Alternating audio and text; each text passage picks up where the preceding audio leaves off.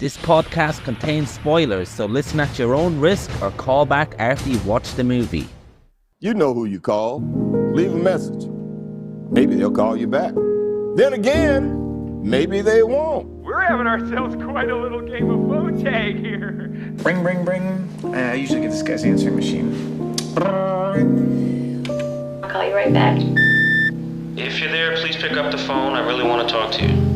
I check my fucking messages every day when I come home from work. My answering machine, zero. I got a blinking light. All I have to do is pick up this phone right here, inform the cinema, and your plan's kaput. No, I ain't got no phone. I had to pull, because people calling all the time, and who needs the aggravation, right? Interruptions. Hey man, just walking out of nursery, just did the morning drop off there. Gorgeous weather, but pretty cold still. Classic spring morning. Apologies if there's any sounds pollution here. I'm walking on a busy road. I am in the early stages of Animated April, the month I do every year of watching an animated film every day. Last night was movie number 2, and it was Chicken Run Dawn of the Nugget. I think that's the correct title. And I think there's a 2 in there, which I think is kind of seems to be a bit of a convention when it's like a legacy sequel, where it's like, it's a long time since they made one. They don't really use numbers, I find. In fact, maybe numbers are just becoming passé in sequel titling in general. But anyway, I'm a lifelong fan of Aardman. Well, since I was about 7 anyway. And a big fan. Like, really, there was a point in my life where Aardman meant a hell of a lot to me. I think they've kind of fallen off a bit over the years, but certainly in that heyday, Nick Park, Wallace and Gromit, like the classic Wallace and Gromit shorts, and then other things like Creature Comforts and stuff like that, and even deeper cuts. That I remember I had few Aardman DVDs that kind of allowed me to see some of the more obscure Aardman shorts. Were certainly obscure in the pre-internet age. Really love what they do. And I'm trying to think, Chicken Run, I believe it came out in 2001. So what age would I have been? I would have been 15, I think. Sounds about right. And I suppose at 15, you've got some amount of appreciation for filmmaking and like the craft of not just the craft of stop motion animation, but the just general craft of like screenwriting and editing and stuff like that. But also, you have like fledgling knowledge of that stuff, and for the most part, you're probably just watching films as movies. And I think I was probably, to an extent, the wrong age. Like, I can imagine myself at 15. Probably wasn't like super into kids movies at that point. Like that narrow window of your life where like you're no longer into kids movies as a kid, and you're not yet into kids movies as an adult. You're at your most alienated from kids movies. So when it came out, I think I remember liking it, but not really. It wasn't a massive impact thing for me. And I don't know how many times, if any times, I've seen it since. But I knew, so I make these themed months like Animated April a year in advance, or I endeavor to anyway. So by the time it rolls around, I've forgotten all the movies I put into it, and it's kind of a nice surprise every day when I sit down, watch my movie. I'm like, oh, cool, this, interesting. In fact, with Animated April, there's often such obscure, deep-cut movies that I've even lost any context that the movie exists in the first place. The first day of this month was an old Soviet animated movie, supposedly the first Soviet animated feature film, The Lost Letter. So that is a film. It's not that I've even forgotten that I put it in. I've forgotten that it exists, so kind of I had in my head a memory that I had put Dawn of the Nugget in this month, because I remember when I put it in, I was like, I should watch Chicken Run at some point in the next year so that I've seen it more recently and I can appreciate the sequel more. And of course, I didn't do that for an entire year, and then I ended up doing it a few days ago, just as a sort of like last minute thing. And rewatching the original Chicken Run earlier this week, it was it just blew me away. What an absolute masterpiece of a film it is. Of course, you know, you can commend the technical stop motion animation skill. Such a hard medium to do well, hard medium to do full stop. But even that aside, just on a sort of visual storytelling, shot composition, editing, screenwriting, acting, like across the board, it is a pretty perfect movie.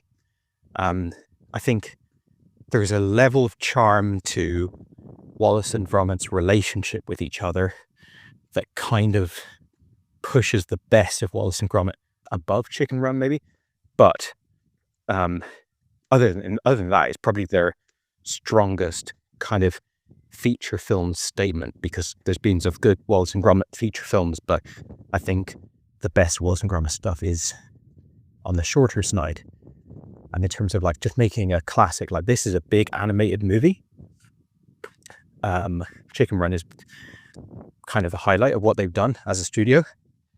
And then I think the next one is Curse of the Were-Rabbit, which is also stop motion, but then they go into CGI territory with Flushed Away, and they just over the years kind of lost their way. I think Pirates I had fun with, but it's a lesser movie. First Man I didn't like at all.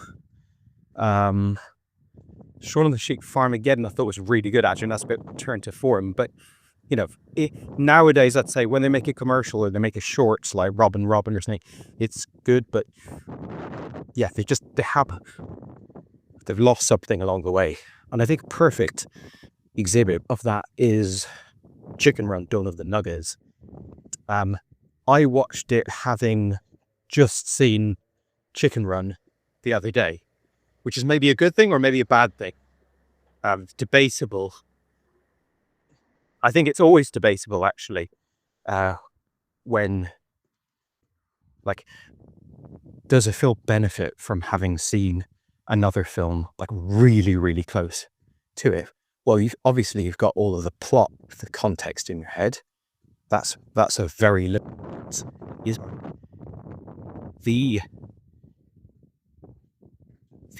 If you remember the egg Chicken Run, which is that they escape, I think that equips you with pretty much all the knowledge that you need going into this. So there's not really any benefit there. And I think there's a lot that you can remember about that hurts this film. Like, for example, Chicken Run, the movie, is much grounded in reality. Not a realistic movie, but grounded in reality than Dawn of the Nugget. I mean, it's also a much, much better movie, and it's a tonally different movie. I started watching Chicken Run the other day with my daughter, who's 3, and she made me turn it off because it was too scary after a while. And it is quite scary. It's quite a serious movie. It's like, obviously, a kind of reference to The Great Escape. And The Great Escape, for all its fun, for as much as it is like a kind of popcorn crowd pleaser, or as romp at times, it is still a very hauntingly dark and serious movie in certain moments. And yeah, the original Chicken Run, I think, follows suit with that. Whereas this one feels like the subject matter is very dark, but the actual tonal execution of the film is much more kid-friendly. And yeah, anyway, the comparison did not help this movie. It's a much cleaner, more digital kind of look, much more vibrant colors. Right from the get-go, it's set in this sort of like, it was reminiscent of Pandora from Avatar, or the Avatar worlds in the Way of Water, and I'm sure in the new upcoming Avatar movie, that kind of like, it's tribal, but it's also sort of magical, fairy-ish a bit. And right with Jock, we're in a place that isn't drawn from our own knowledge of the world. That where the chickens, sorry, just had a call coming in there. Where the chickens live is just, it's not something that we know from our world. And like that, you could say that, well, yeah, that's like self-evident, and it's an animated kids film, like what are you expecting? But what they do so well across the Wallace and Gromit series and in the movie Chicken Run is these little diorama type reconstructions of very banal and ordinary environment plucked from England, essentially. Rural England, villages and farms, and they had country roads and stuff like that. And I think immediately this film has deviated from that. And then the fact that it's mostly set in this sort of James Bond-esque sort of spy, secret lair type environment, again, is like this whole film is very fantastical.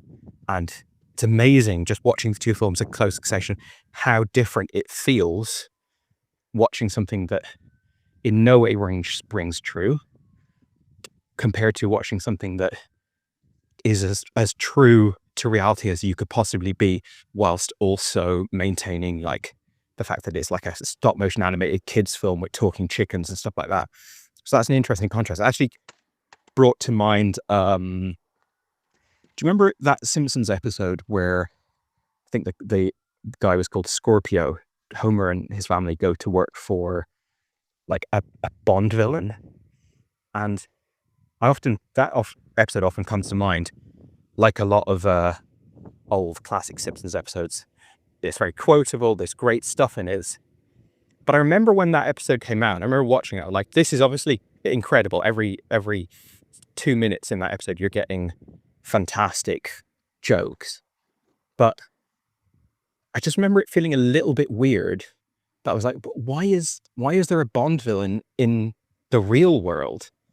And it's like the writers were still really good writers at that point, and the execution of that idea, if you're going to do that idea, was perfect.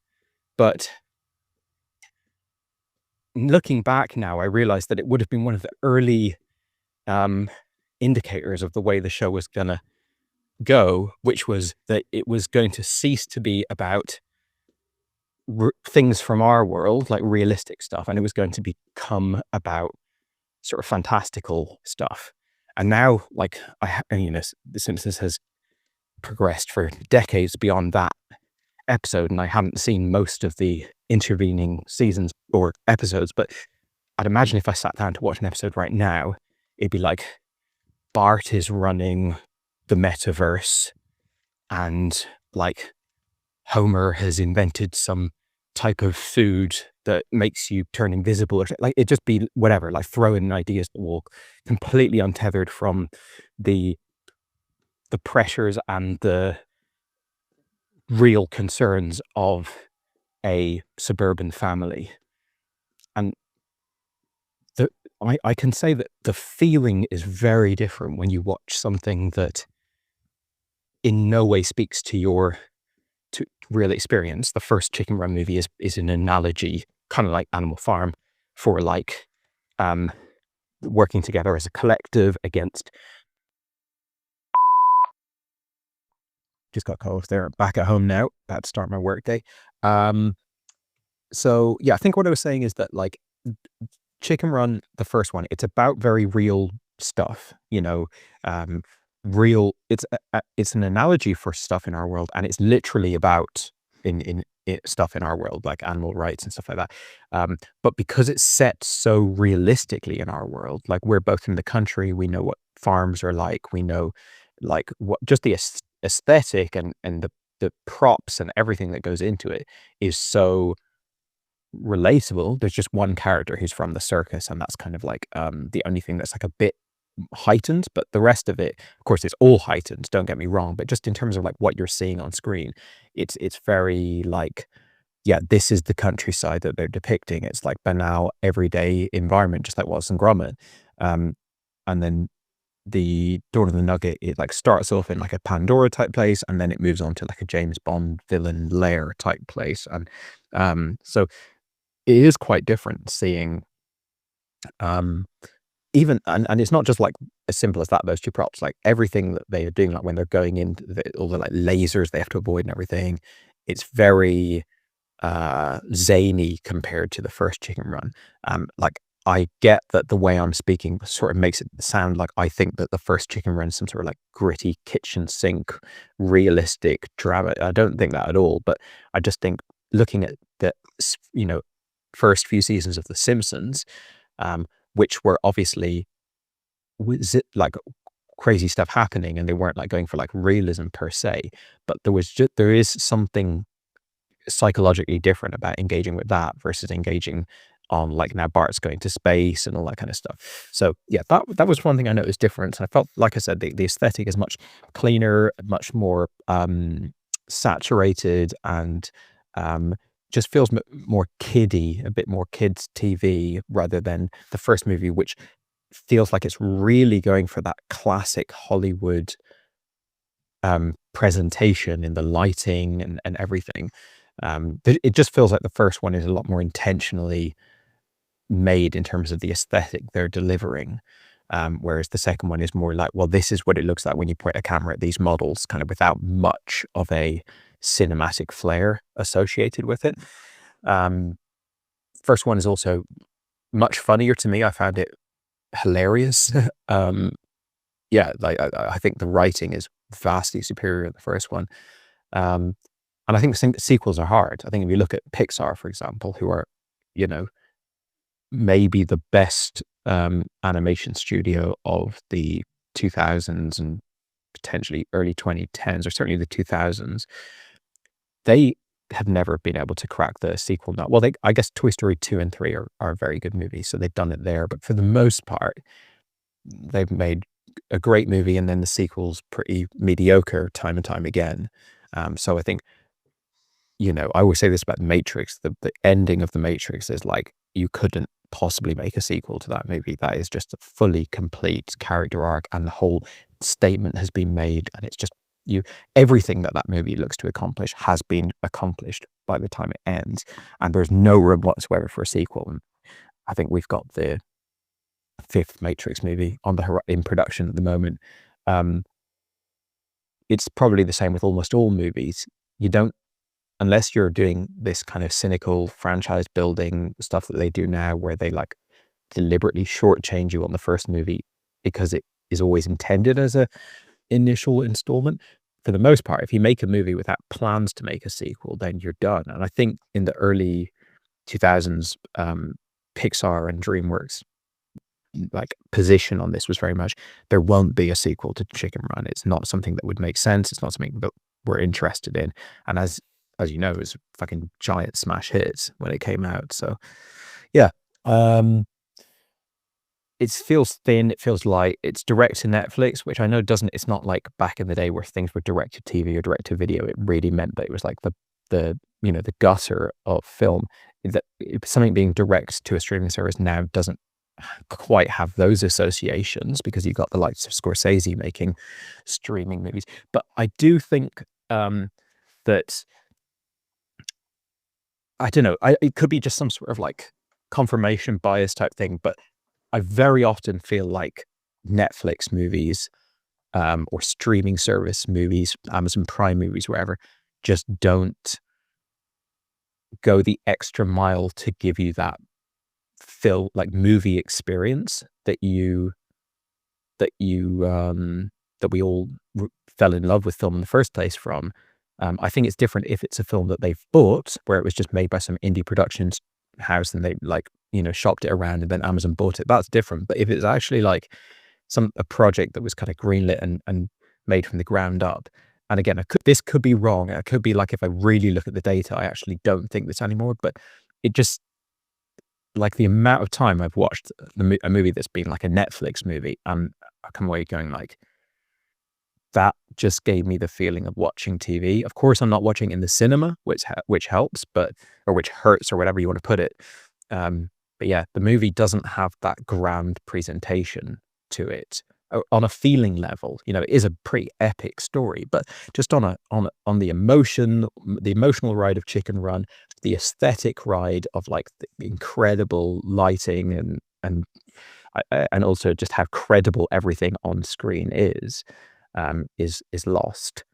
They've changed the cast as well. I think it's, you know, predictable that Mel Gibson would not be a part of this movie, although he kind of is in a way, because the first movie, when we first see him in Chicken Run, it's flying through the air, screaming freedom, and that is obviously a reference to Braveheart. There's a number of references to Mel Gibson's career and his personal life, even in the first Chicken Run movie.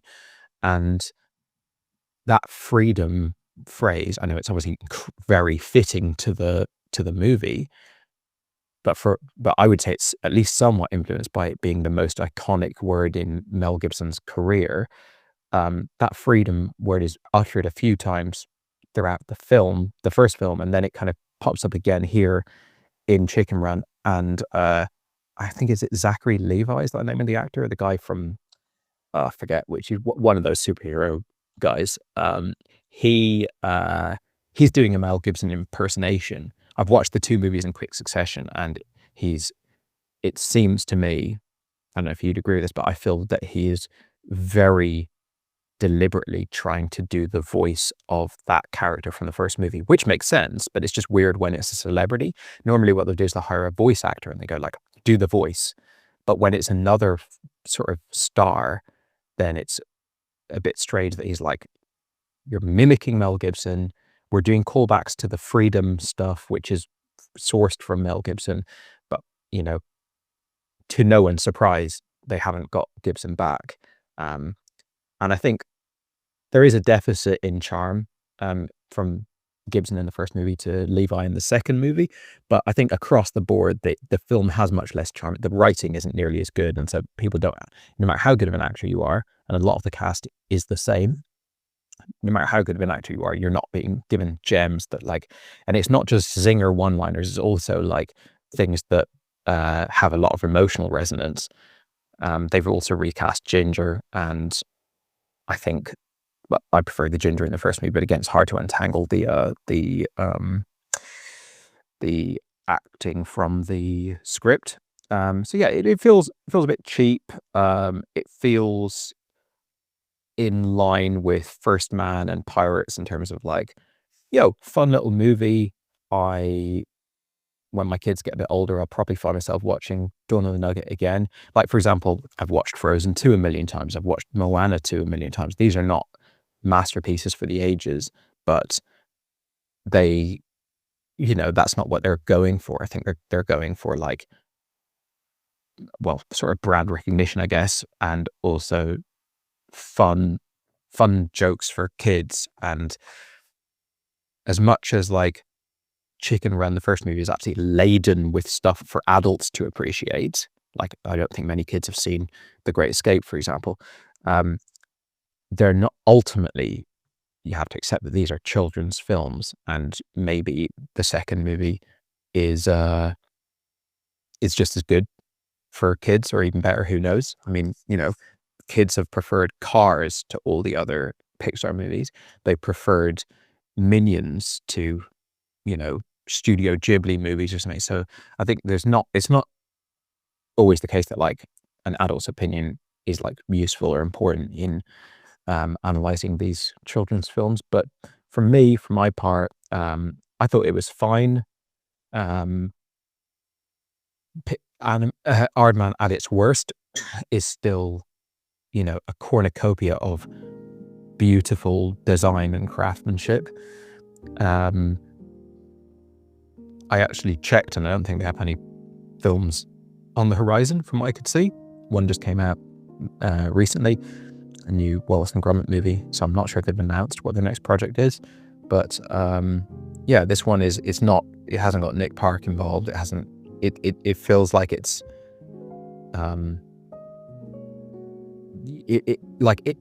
as I said, it's direct to Netflix, but even in a pre-collapse of the big screen world, this could have been a direct to video sequel, except for the fact that it's so expensive to make stop motion animation, so time consuming. You kind of want to just at least put it on the big screen. But yeah, fine. I don't know. Let me know what you think of it. I didn't have any overt dislike for it, but it's, pretty forgettable stuff for me.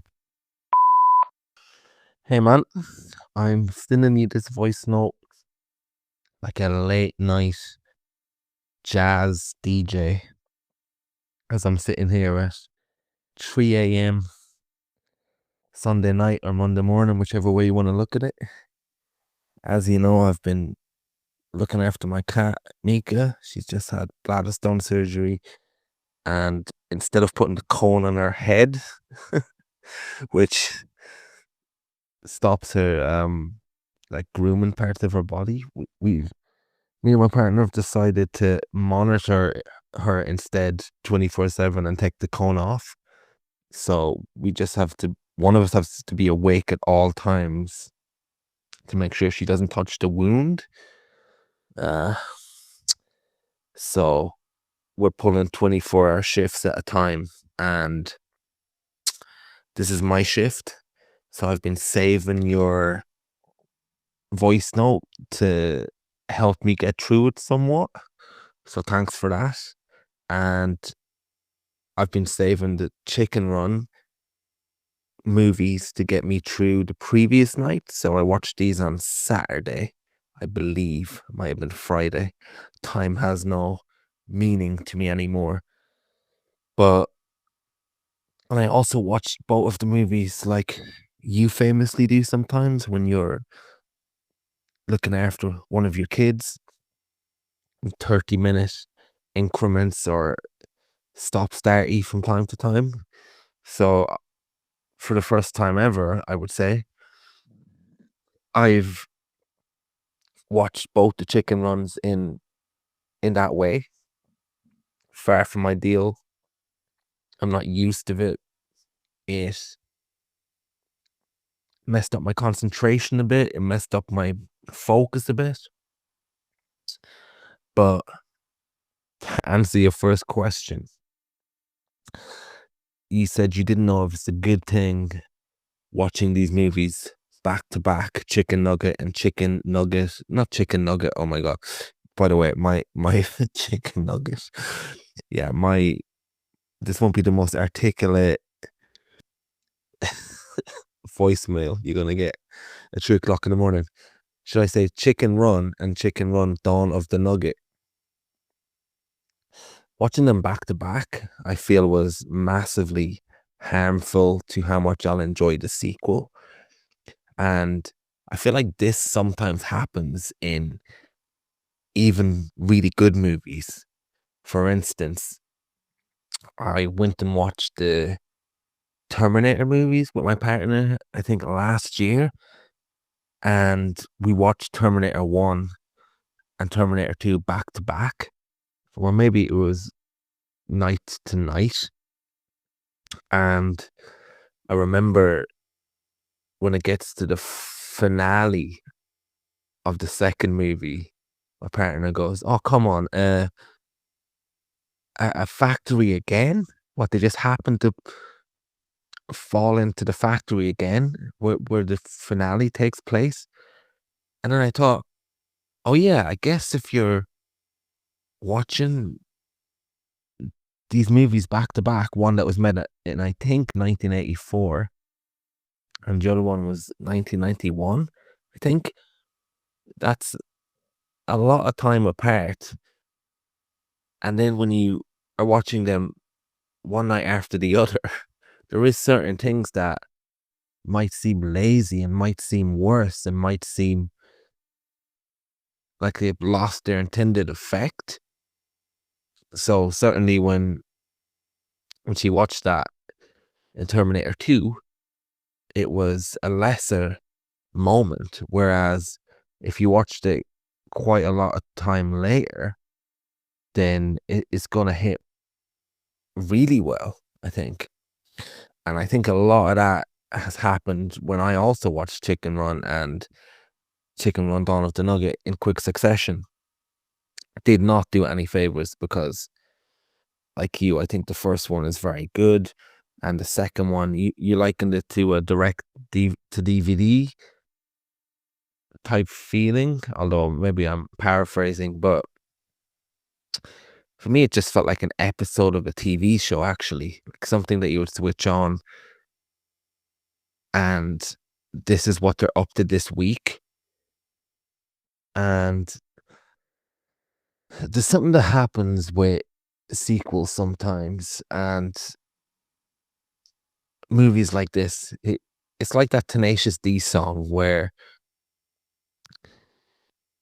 I think it's called Tribute, where it's about them coming up with the best song ever and then forgetting it and then writing a tribute to that song.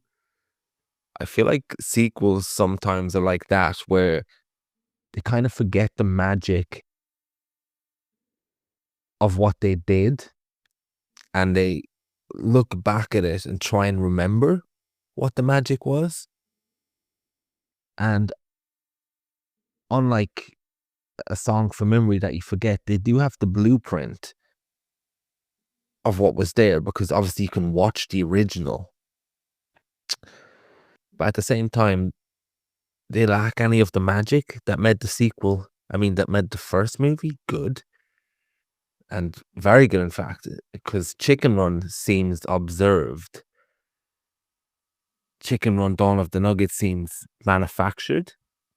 Like you could see in the first one, and I don't know this, and I don't know about the making of the movie by any means, but you could imagine it was observed. Someone thought that these chicken farms, they're like concentration camps, they're like war camps. Maybe someone made a joke that, oh, this is kind of like the Great Escape. Could you imagine if the chickens tried to make a Great Escape? And then you can feel the organic nature in the first movie. There's passion there, there's love there, there's vigor there, there's earnestness. It's a pure labor of love. The first movie is a pure creative passion. I think that's all there to see. It's very well realized, the way that they have the camps, and at the same time it still has its foot in the real world to an extent, and I don't mean it's realistic.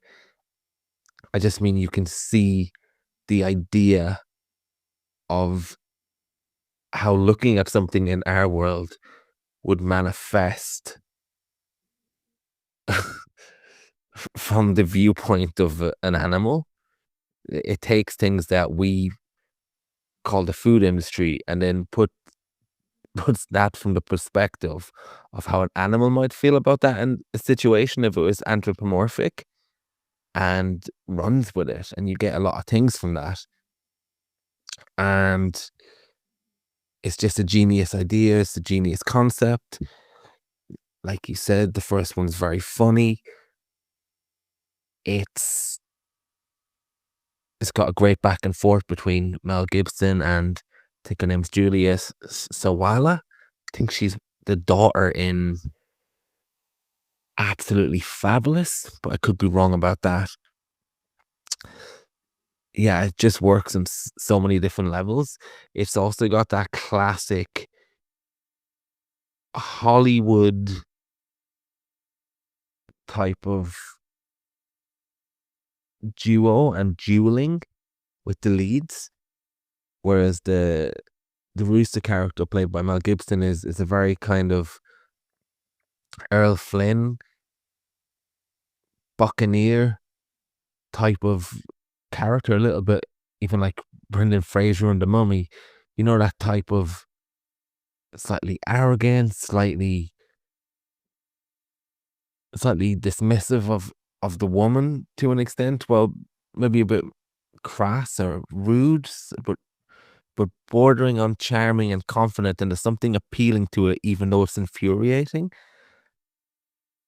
And there's that play with Ginger, who is the real hero and the real brains of the first movie. There's that back and forth between them in trying to escape, and the interplay when he calls her doll face and she's fed up with his shtick and she can see through him. It's very good and it works really well. And then we have Chicken Run Dawn of the Nugget, and there's not really an idea behind it except to leech off the juices that are left over from the first movie and just give a very inferior movie, which ironically I think kids will like a lot better. And this is a kids movie, and these are kids movies, so I think for the target market it probably did a very good job for what they might like. It's in fact got a child at the center of it. It's got a child wanting to break away and explore the world from his parents, even though it is an idealistic society. The child still wants to see the unknown. I think that would resonate very much with kids and how they like to explore. So yeah, I can imagine it working a lot more. And as you mentioned, the first one is very scary. The people in the farm who oversee them, the woman especially, is almost like a Nazi general. And we've also got that great running gag of the farmer thinking that the chickens are constantly plotting to get away and not being taken seriously. That's all in the first one. And in the second one, well, first of all, I'll say that the changing of the voice actors really harmed the movie. The nerfing of the interplay between the Ginger character and the rooster previously played by Mel Gibson, I can't remember his name, was it Rocky? That's completely gone. You mentioned it's actually Zachary Levi, not Zachary Quinto. I think you're thinking of the guy from Star Trek. And he was in Heroes. He's not the voice of this movie. I thought it was as well until I was looking it up. Now, I strongly disagree that he is doing a Mel Gibson impersonation, actually. And whether he is or whether he isn't, it's impossible for him to do it, really, because they nerfed what made Rocco such an interesting character in the first movie. And they also nerfed his interplay with Ginger. I guess the movie did come out in 2023. They'd be worried that kids would be going around saying doll face, and it might give them what would be now deemed socially unacceptable behavior to mimic that type of thing. That would probably be one of the worst things that a kid could do now, and a behavior you'd want them to have. It would probably be worse than swearing at this point, going around being, I guess, like misogynistic without knowing, or perceived as misogynistic because you're quoting a movie like Chicken Run. So on the one hand, I could see why they did it. However, from my point of view and what I want to see from this movie, it was horrible. Not only did they change the voice actor, they totally changed the dynamic. They totally changed the characters. These characters are just very generic toon characters now. They don't have that charm, and Mel Gibson is Mel Gibson. But I actually really appreciated his voice performance when I saw the second movie, because it he just brought that character to life very well, and him and his voice is something that you wouldn't really think about, but when it's used in this way in this movie, in the first one, it makes me wonder, did he do a lot of improv? Did he do some mannerisms? Because that crazy Mel Gibson energy with his speech pattern works very well. And I don't know if that was scripted or not. Whereas what we're left with in the sequel is a very bland, forgettable, generic rendition of that character. And his interplay in his relationship, which was very fun in the first one, is completely gone as well. It's just, there's nothing really there now. And another perfect example as well, when they eventually go to break out the chickens in the second movie, from the outside it's this high security, like you said, James Bond lair, but that doesn't really make sense. And again, it's a kids movie, so it doesn't matter if it makes sense, but it just gives you the idea of the lack of creativity that was involved in this one. It doesn't really make sense for the outside to be set up like that, because chickens would never escape in that manner. Whereas in the first movie, it makes sense how the barbed wire and the fences would be reminiscent of a concentration camp or a war camp, but not actually a war camp. Whereas in this one, it was almost that sequel effect of, oh, well, imagine if they had to break in to a place and it wasn't just chicken wire, it was this insane laser high technology thing. Okay, fine, I guess. But it doesn't really ring true. What would have been better was if they just had it look bland from the outside, and then on the inside it was a place of horrors. That would ring true, but movie's not really interested in that, is it? And what else to say? My brain is going dead now, but I had another point to make. While I think of that, I'll just take you up on the Simpsons comment. I couldn't disagree more about that episode with the Simpsons as well. What makes that episode so great is that even though in the background there's something crazy happening, at the surface there's just the mundane of life going through. Like, they move town, Homer wants a hammock, he's asking Hank Scorpio for sugar while he's torturing James Bond. He's trying to motivate his work team who are building this laser. He's trying to hand in his resignation while James Bond essentially is taking down Scorpio and stuff like that. So yeah, I'd have to disagree with that completely. It I wouldn't depict it in that way at all. But anyway, back to Chicken Run Dawn of the Nugget. This is something that I would categorize as, it's almost an empty epic syndrome. It's got the set pieces, it's got the epic music, it's got, oh, my cat just nearly puked up there. You okay? Yeah, it's got all these features that on the surface sound really exciting.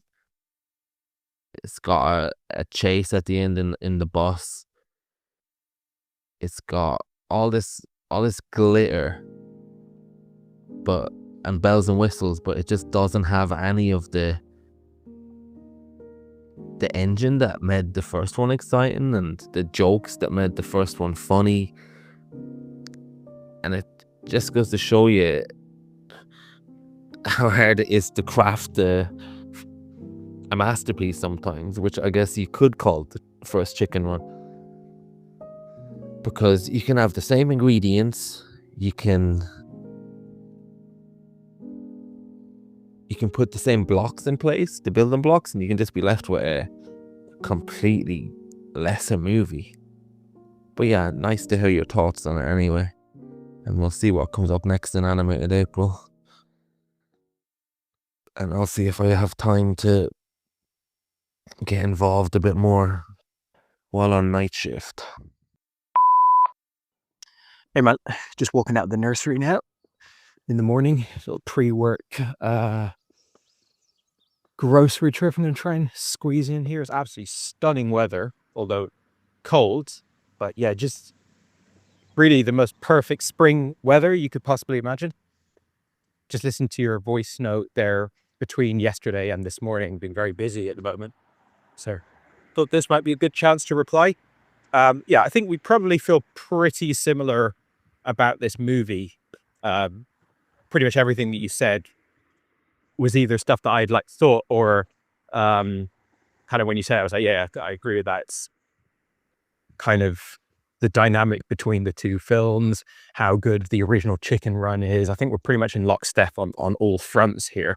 But just I took a few notes on what you said there, and I think there's some interesting stuff to discuss. So you mentioned how the film Dawn of the Nugget is not really flattered by watching Chicken Run and Dawn of the Nugget back to back. We're in quick succession, and yes, that's an interesting concept. I mean, I think, you know, the first and most obvious kind of thing that people would register is that watching a lesser movie in such close proximity to a better movie is going to, especially when it's a sequel and it's like basically the exact same genre and tone and all that kind of stuff, it's going to make the worst movie seem even worse than it would have if you'd watched it in isolation. Maybe you hadn't watched any Aardman movies, or maybe even any animation movies for a while, but certainly any Aardman movies. Maybe you've never seen an Aardman movie for like 4 or 5 years. Then you watch Dawn of the Nugget, and all of the Aardman-ness of it is novel to you and all that.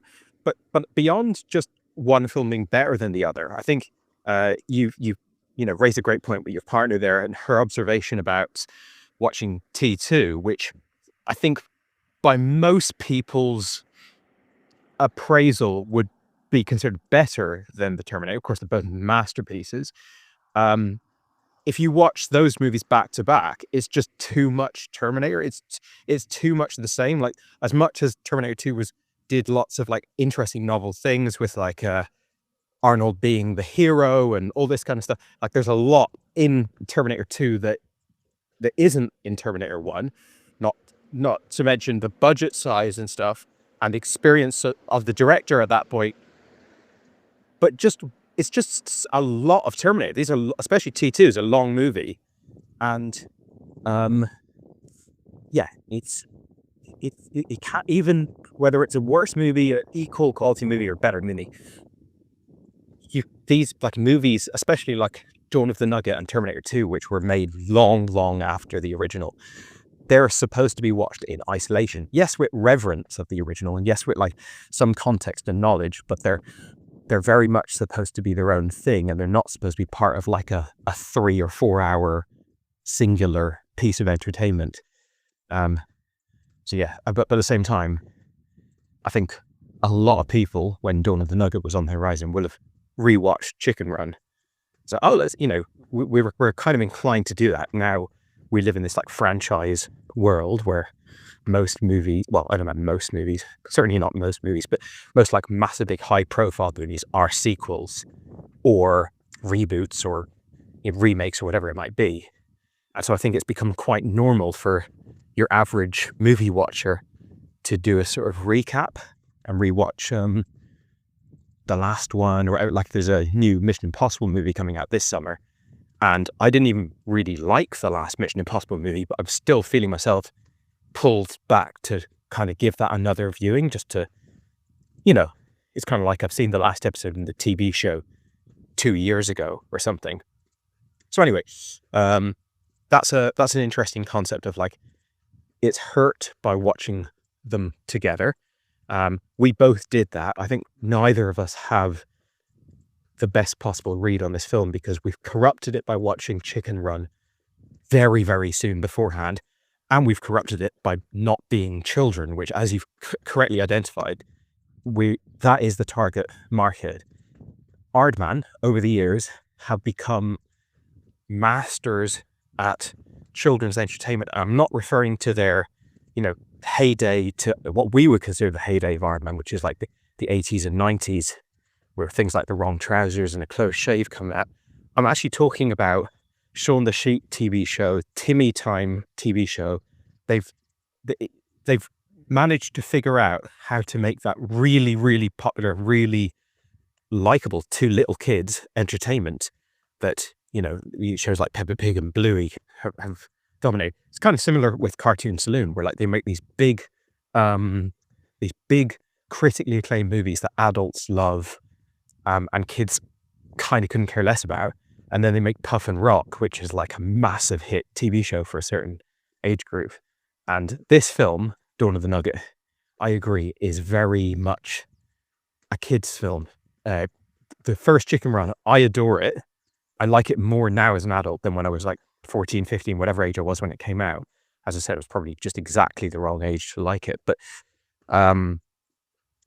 it's so reliant on you having a reverence for classic cinema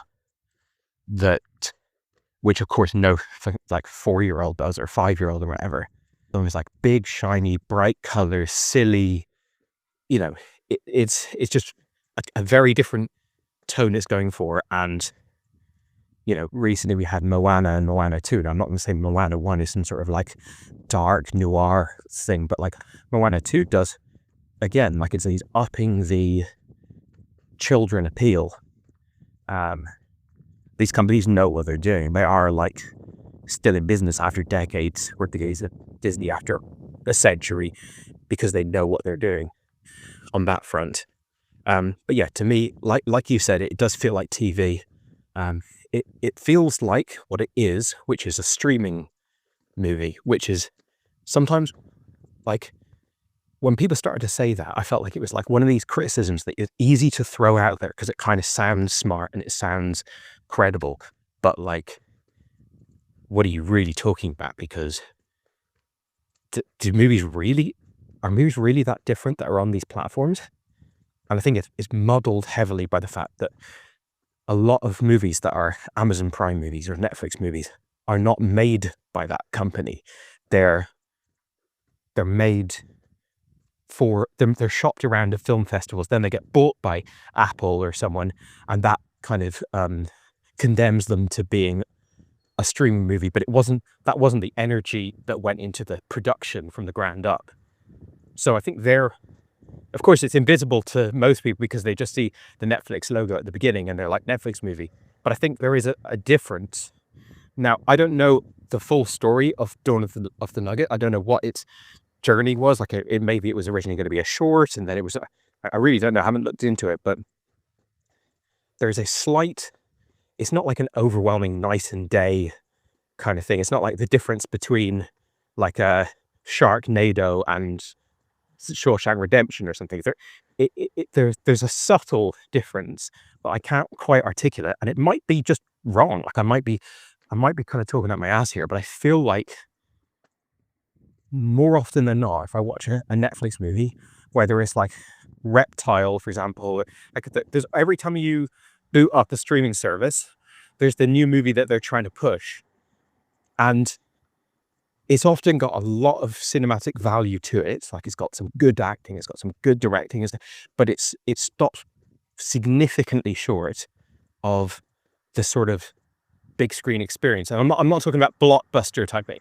Like I would say Annie Hall has the big screen experience. It's nothing to do with like, doesn't need to be like the Lord of the Rings or something, because they frequently are making very effects driven movies.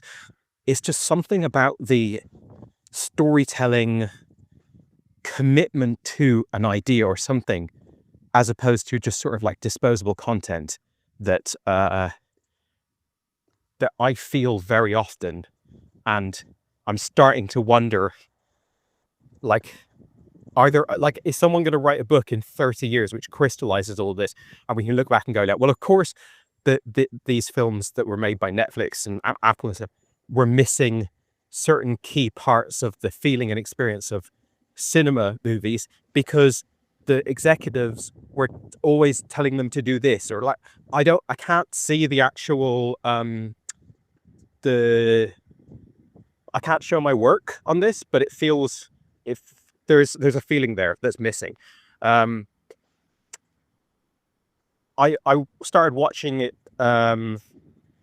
You mentioned like there's this thing of like they've got the blueprints, but they're not quite able to execute on it. They've lost the magic. Now we're a few days removed from when I watched Dawn of the Nugget, and I've been watching an animated film every day because it's animated April. One I watched since then was the film Migration by Illumination. Now, I actually think that's like a fun little movie. It's a cute movie. I would say I'm a fan of it. But right from the get-go, as soon as it starts, I'm looking at it, I'm like, okay, so this is Illumination. It's maybe the biggest animation studio. Like, not calling Disney an animation studio, because Disney's more of a corporation. In terms of like a single thing, it's got to be up there, top 2 or 3. So that means that they've got very, very, very competent and very well-studied people making their movies, which also means that the people who make the movie have seen every Pixar movie, they've seen every Studio Ghibli movie, they've seen every movie that you would want like animated filmmakers to have seen. They've studied the form, and they're basically, what they've done is they've distilled all of that down into a formula, and that allows them to spit out with little effort and little development a film like Migration, as opposed to the process that goes into conceptualizing and developing a Ghibli movie or a Pixar movie is so much deeper and so much more profound. And what you get out the other end is something with immense substance. And they sort of are able to look at it and go, here's something that gets you 80% of the way there, but doesn't require any kind of genius or innovation. And it sort of feels like the people making Dawn of the Nugget have seen every Aardman movie. They've spent decades rubbing shoulders with Nick Park. They know the sort of general sense of humor, and they've made like what another studio would make if it was trying to make an Aardman movie. It's an Aardman movie without the magic. So everything that you would say typifies Aardman really is in the movie somewhere, except for the magic. And that's interesting. I've got some shops now, so I'm going to pop in, do a bit of shopping, and then I'll try and drop another voice note before work. All right, picked up my various bits and bobs. Headed home now. Need the toilet, so it's gonna be a fun walk. So yeah, I think I really have sort of forgotten to mention in both of the voice notes I've said that like this is still a good movie. Like I think it should be noted, at least from my perspective, that this is a good, fun film that I expect to be watching several more times with my kids over the coming years. It's just not up to the standard that Aardman have delivered in the past. But to be fair, no Aardman movie of recent years is up to that standard. Although I haven't seen the new Wallace and Gromit movie, which is by Nick Park. So that's something I'll probably stick in animated April of next year. And I have somewhat higher hopes for it. But yeah, even the latter day Wallace and Gromit stuff, like it's very good. But you know what? Actually, some of the like Matter of Loaf and Death is actually really, really good. But yeah, this is a decent movie. You talked a bit about Zachary Levi, I think he's called, doing, and you said you thought was doing Mel Gibson's voice. It's interesting. I mean, I don't really know what he sounds like. I've seen him in maybe like 3 or 4 movies, but I can't, like, in my mind's eye picture his voice. But I watched Chicken Run, and you've got Mel Gibson's voice, but it's also like, Mel Gibson doesn't actually have that accent in real life. So it's a put on accent, and it's a performance. It's a character that he's made. So as soon as Rocky came on screen in Dawn of the Nugget, I was like, okay, here's going to be the sort of like the break in immersion where a different voice comes out of this guy's mouth. And to me, it was the exact same voice. So I don't know. I mean, I'd have to kind of like look up interviews and stuff to see if it's a deliberate thing or not. But to me, it really feels like he's doing Gibson's voice.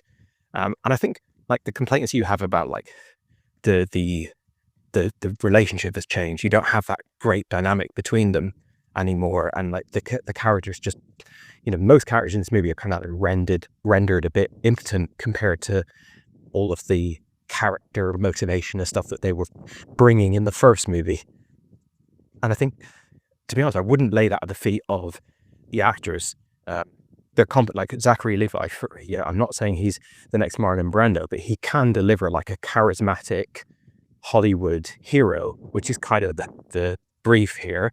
And Bandy Newton is, another just like dependable, solid person to stick in a movie. I think what's missing here is just like the script just isn't up to par. And part of that is just sequelitis.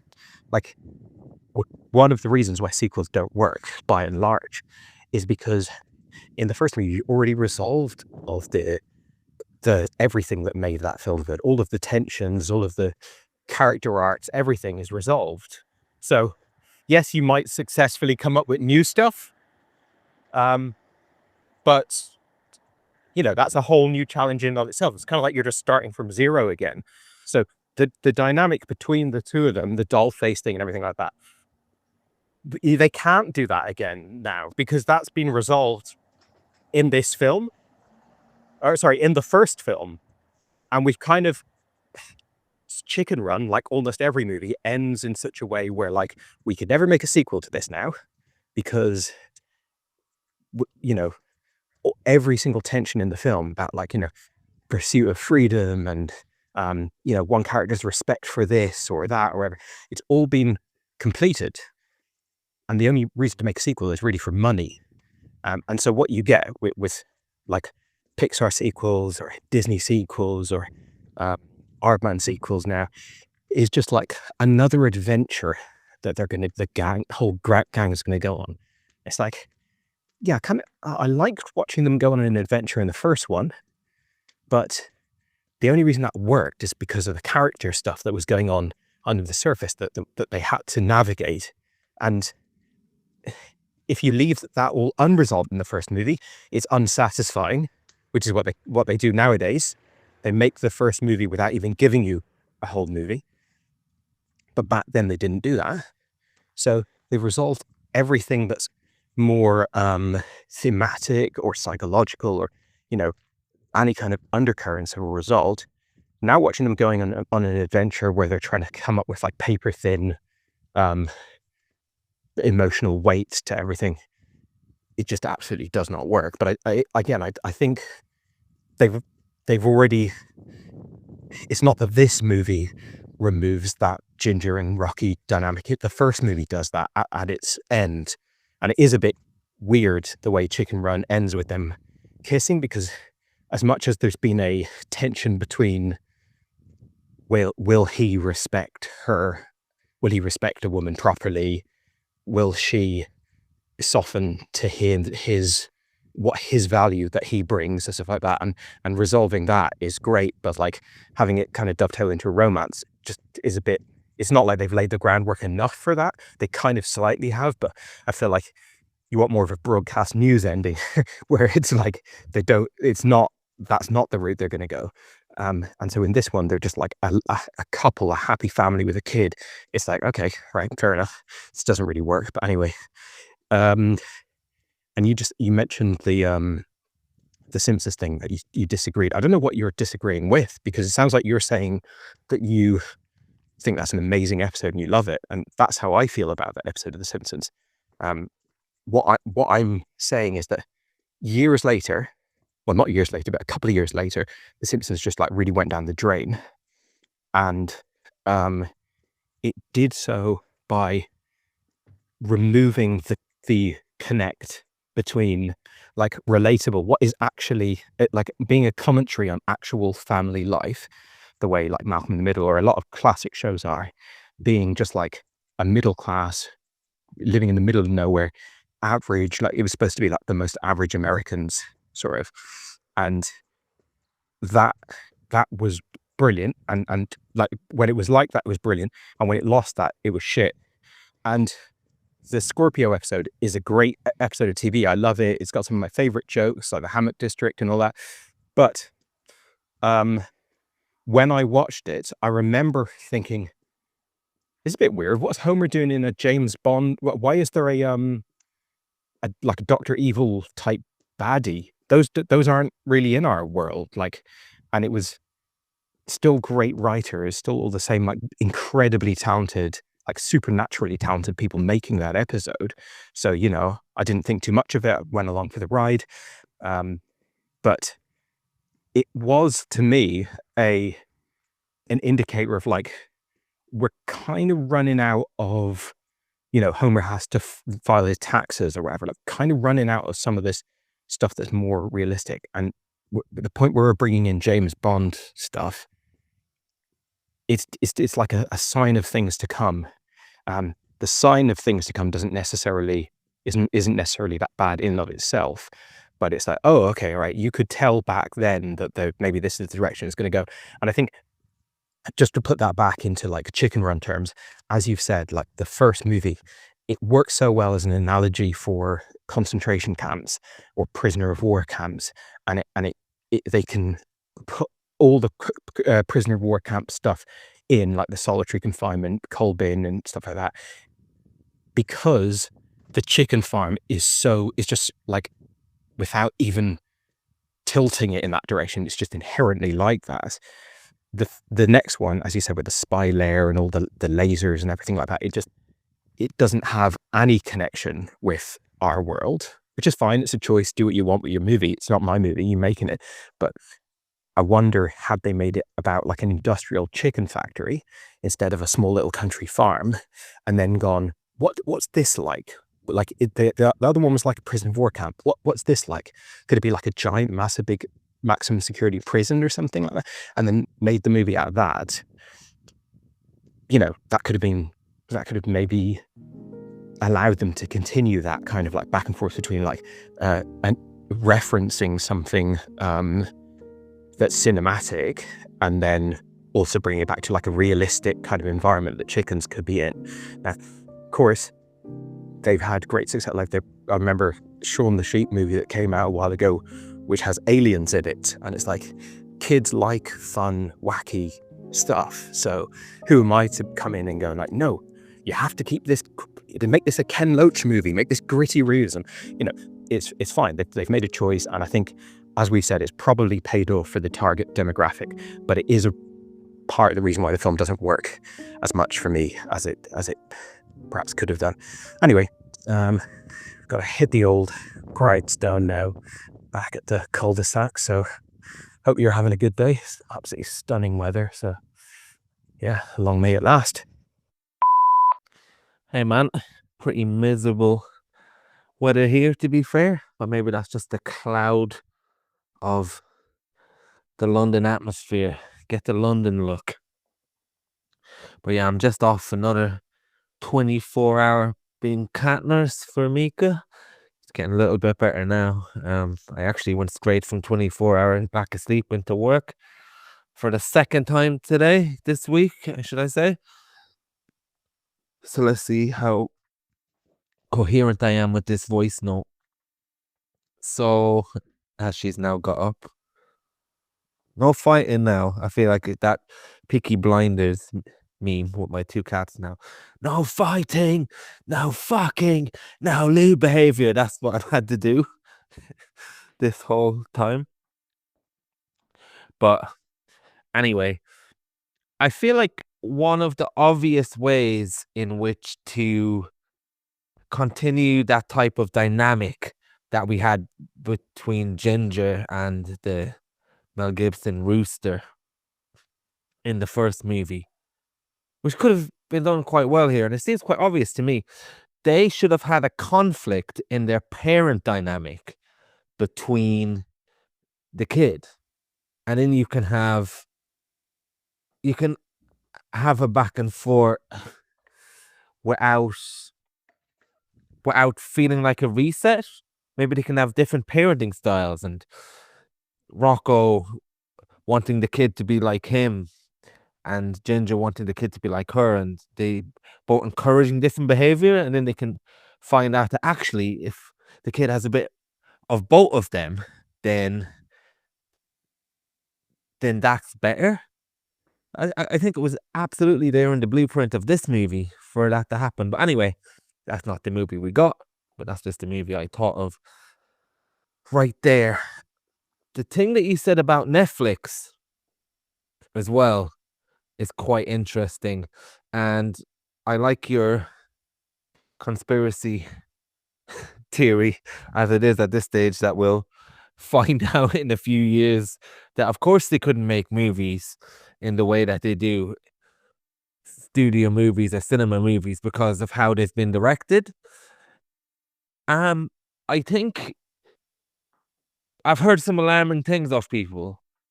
For instance, one executive note from someone at Netflix was don't show, describe what's happening at the exact same time, because people don't have a concentration level that they would at the cinema. So what you're meant to do is come up with beats within a script where if someone's looking down at their phone, then they hear somebody say something interesting, you're going to look up and then see it. So I wouldn't be surprised if we didn't have the classical story beats of the act structure that we had before. Obviously, inciting incident, act 1, act 2, act 3, or whatever the structure is, the hero's journey. I wouldn't be surprised if low key there's a whole other type of rhythm for streaming services like Netflix that is designed to keep people's attention in a completely different way. I'll give you another example. With TV, there used to be writing incidents that happened before the ad break because people would switch channel and they want people to return to that channel. So they would build a script around a 1 hour concept with either 2 breaks or 3 hour breaks. And even we've seen it some way in the streaming services with TV shows and the way things drop in 10 episodes. They're not under any obligation to end on a cliffhanger like a TV show would. So they write their shows differently for streaming services. So with that in mind, I do think you're not far off the mark with your crazy lizard people are taking over the world brain, in the fact that they probably are told to write movies for streaming in a certain way. And I think that's what you're feeling.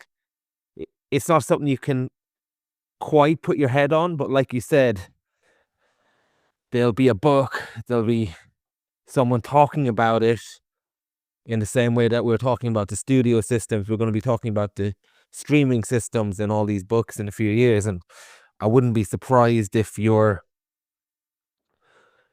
deemed 100% correct. Now, what else did you say? It's amazing what lack of sleep will do to your memory. So another thing I will say is that I don't think you necessarily And well, I think he used the word that the first Chicken Run movie, relies on. Stop scratching that sofa, please. They know they can get away with murder now because one of them is sick. Yeah, I don't think the first Chicken Run relies on your knowledge of The Great Escape and things like that, because take it back to The Simpsons again, which is a sub-thread of this show today. I remember seeing stuff in The Simpsons where they're totally taking off movies that I didn't even know they were taking off. I can't think of any right now. I think Cape Fear and things like that. Certainly Sideshow Bob. And I was just loving it in the context of The Simpsons. And I was loving it in the context of someone who's just been introduced to these things. And then later, when I... breaking up fucking fighting here. Jesus Christ. But then later, when I saw Cape Fear, it was more like oh, right, that's where it comes from. Or sometimes you watch a remake that you don't even know is a remake. And your remake is the first familiarity with the context of that work. So for you, it's fresh. So I think, yeah, if you're watching it with an adult, as an adult, you go, aha, that's The Great Escape. And for the record, I actually haven't seen The Great Escape. And even I knew it was The Great Escape. But at the same time, I know enough genre movies, I guess, and I've seen, I guess, clips of The Great Escape as well, to know what territory I'm in. But I feel like if you're a kid and you saw this for the first time, you're just really watching the concept for the first time with fresh eyes anyway. The same way someone would have been if they watched The Great Escape, even though it owes a debt to it. But who knows? We probably haven't seen something that owes a debt to The Great Escape. So it can go on and on and on. Sorry, 1 second. Jesus Christ. This is a crazy household today. My other cat has just grabbed some fucking string. Oh, Jesus Christ. So, what else? Yeah, the other thing is as well, and I didn't mention it in my last voice note, but when I was watching the first Chicken Run, I thought, isn't it great that they can't really improve on animation in this way anymore? We've got to a point now where, no, this is great. This is as good as it gets. You can't really improve on it. And the same way we get a very competently made indie movie, the camera work is really good. You're not really going to improve on that because it hits such a standard. So I was very curious when watching Dawn of the Nugget, I think it's 25 years later, how much the animation would be improved, because I didn't expect it to improve. But I would actually argue that it got slightly worse in a way. There's something, I don't know what the word is. There's something less artistic about how Dawn of the Nugget works for me. And there's something that I can't quite put my finger on of the first Chicken Run that makes it feel more intimate. Maybe it's the color grading. Maybe it's something as the color grading. But in the Dawn of the Nugget, there was something a little bit off about it. A little bit, maybe too polished is the word. I can't quite put my finger on it. You're certainly the animation expert, so you probably didn't feel that way. It'd be interesting to know if you did. So yeah, and just to round up to the Simpsons again with the Hank Scorpio.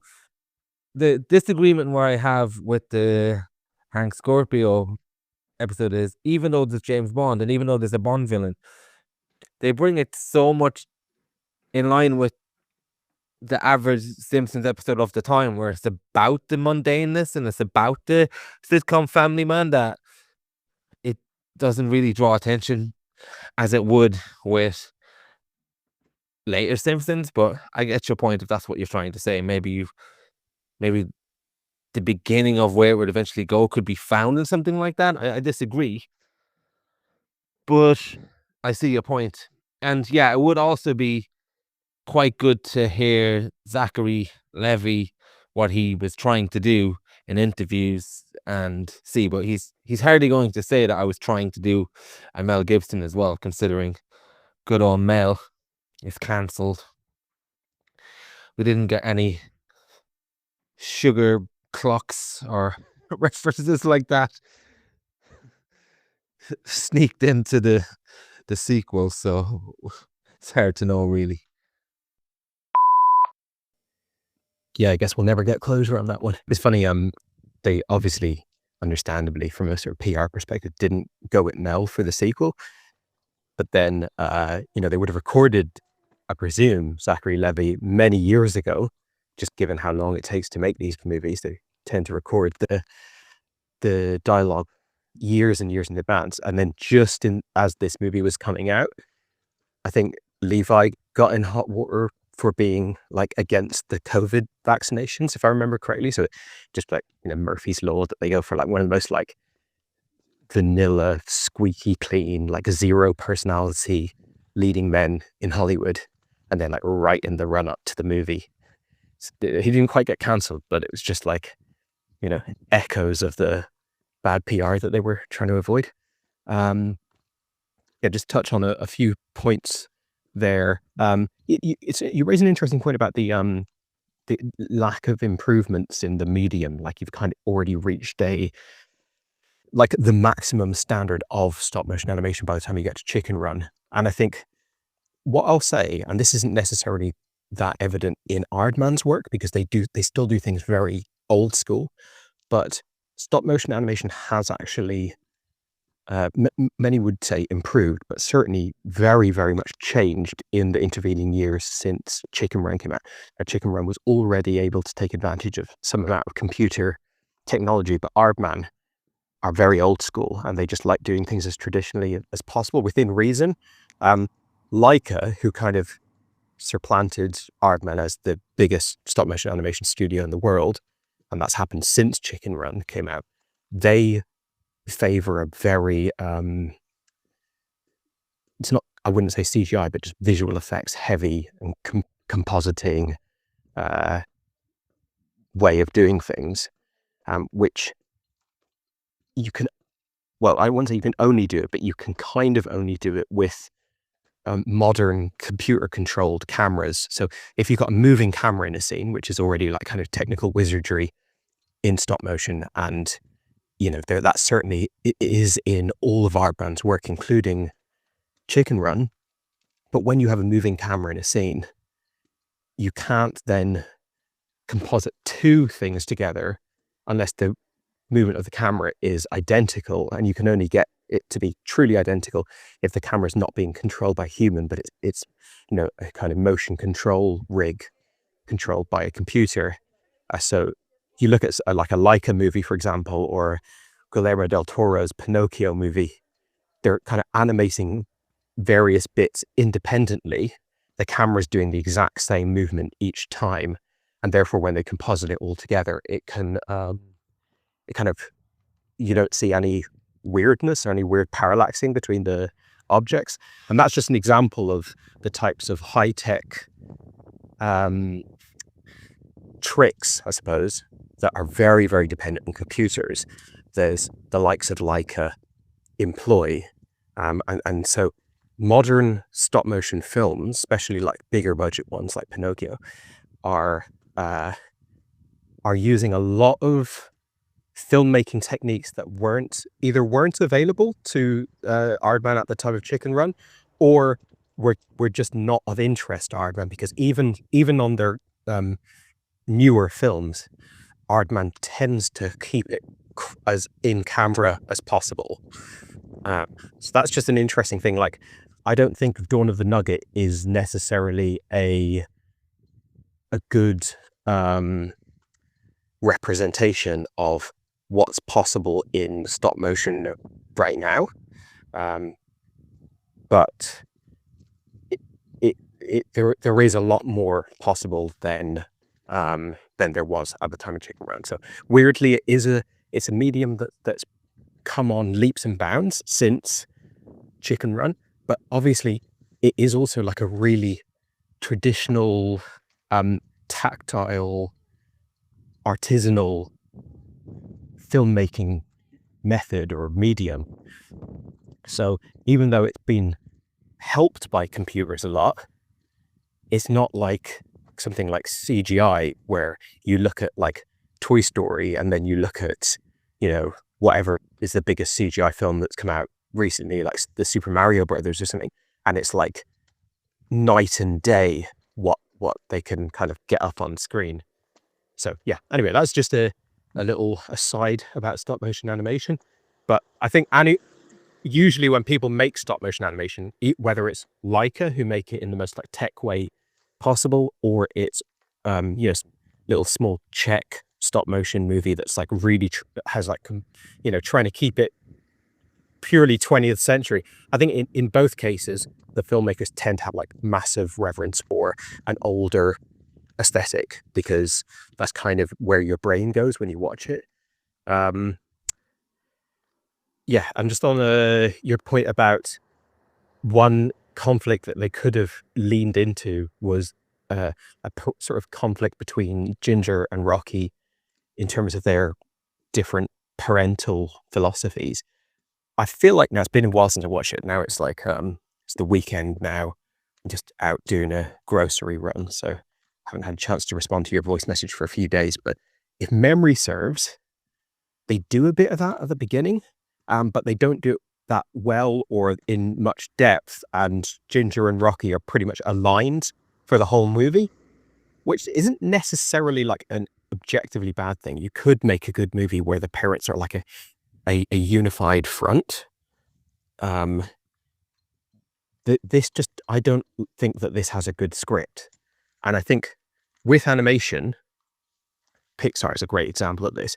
You often see some of the best scripts in film because they're like, we're going to make it's going to take us 10 years to make this film, from when the first like sketches are done on paper, the very first story ideas are thrown around, to when like people are actually sat down watching it. It's going to take an absolutely insane amount of time, not because of like some the production got out of hand or something, but just like that's the business model.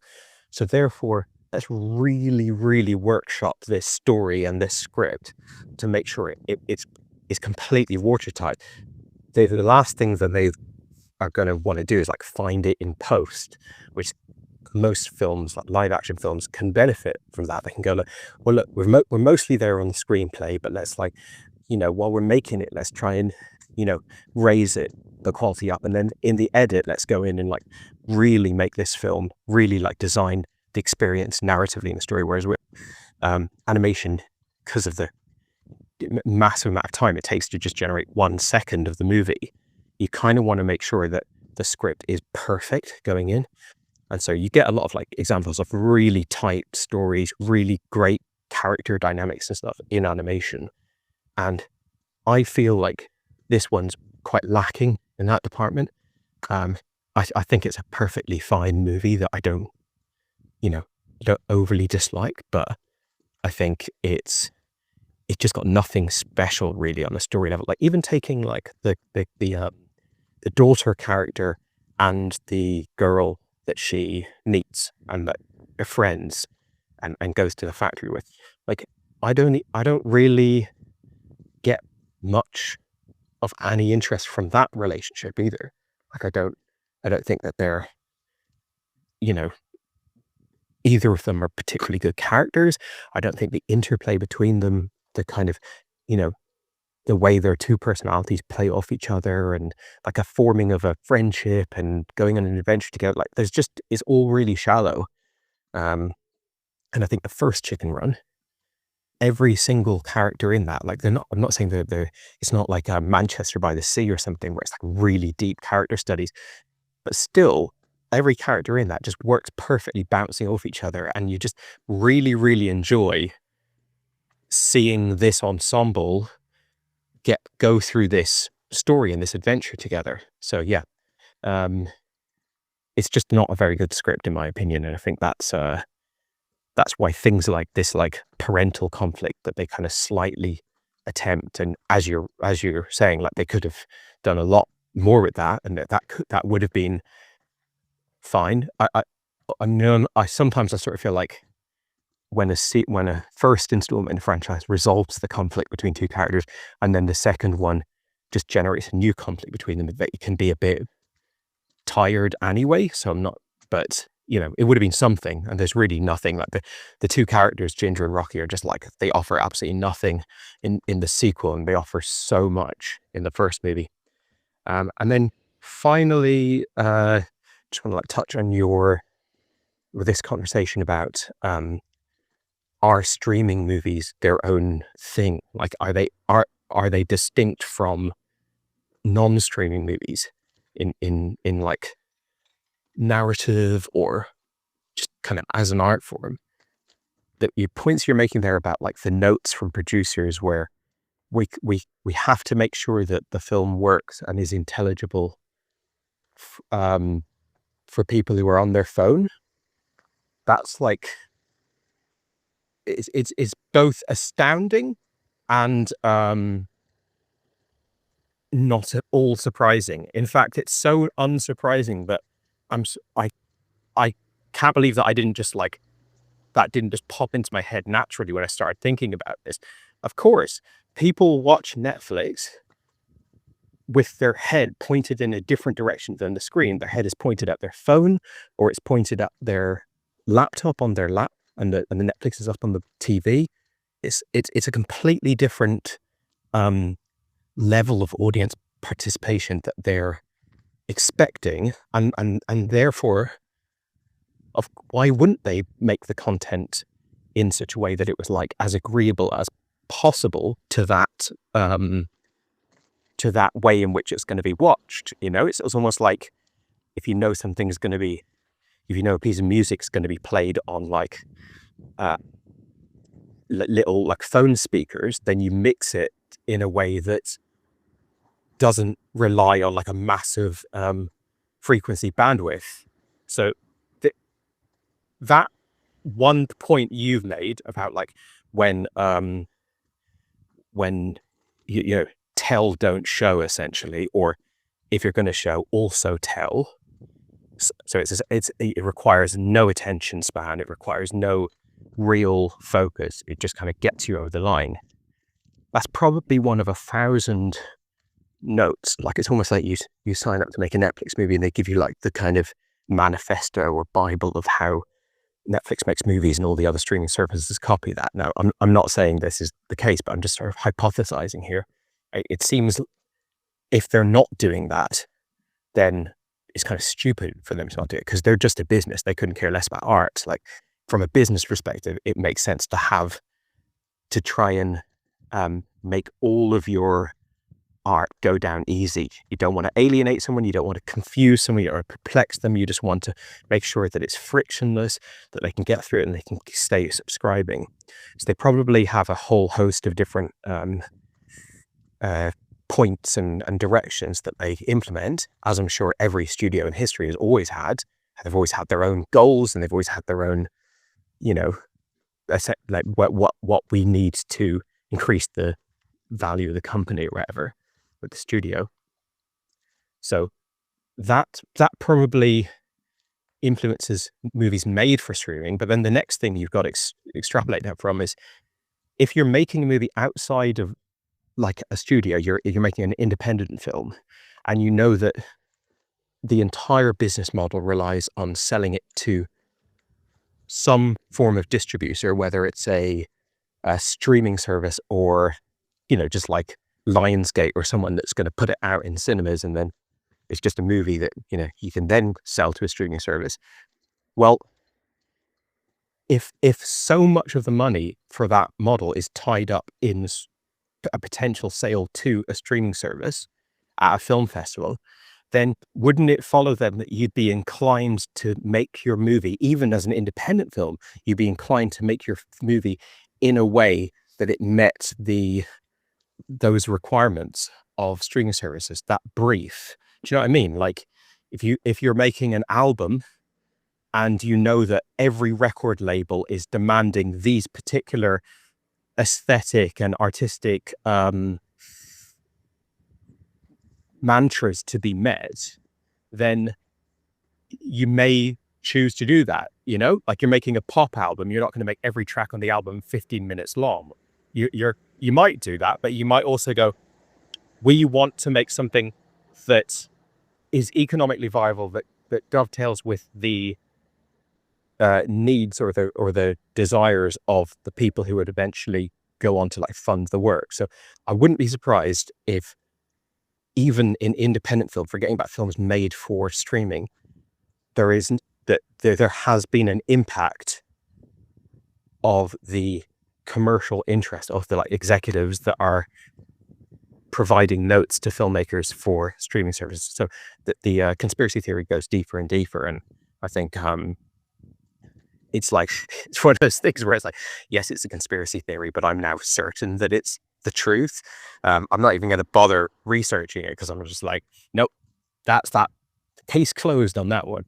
But it will be interesting in future generations to see if, when the dust settles, people can look back at this era and go, they can almost like view it as easily as we can now digest like the grindhouse cinema movement or era and go like, you know, films were like that because of these reasons, like that, and it's like as simple as that.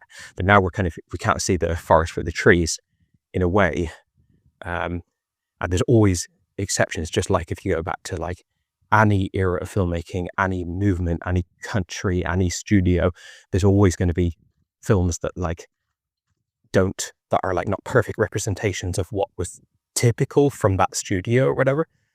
But I do feel like that there's something there, some just lack of substance and lack of anything interesting, and just very easy, goes down very, it's almost like you get to the end of the movie and you're like, well, there was no difference if I watched that or if I didn't watch that, kind of thing. Anyway, rambling now. So yeah, Chicken Run, Dawn of the Nugget, good flick. I'm a fan, but also not the best. And yeah, hopefully they come out with some, well, they've already come out with one film since then, so we'll need to check that soon and hopefully it's better. Your mailbox is full. Please delete new or stored messages which you no longer need so that new messages may be received.